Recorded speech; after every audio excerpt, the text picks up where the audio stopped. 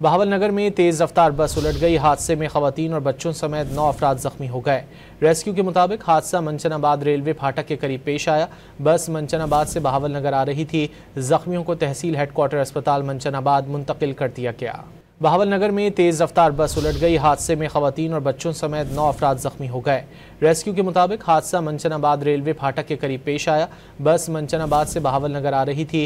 जख्मियों को तहसील हेडक्वार्टर अस्पताल मंचनाबाद मुंतकिल कर दिया गया। बहावलनगर में तेज रफ्तार बस उलट गई। हादसे में खवातीन और बच्चों समेत 9 अफराद जख्मी हो गए। रेस्क्यू के मुताबिक हादसा मंचनाबाद रेलवे फाटक के करीब पेश आया। बस मंचनाबाद से बहावलनगर आ रही थी। जख्मियों को तहसील हेडक्वार्टर अस्पताल मंचनाबाद मुंतकिल कर दिया गया। बहावलनगर में तेज रफ्तार बस उलट गई। हादसे में खवातीन और बच्चों समेत 9 अफराद जख्मी हो गए।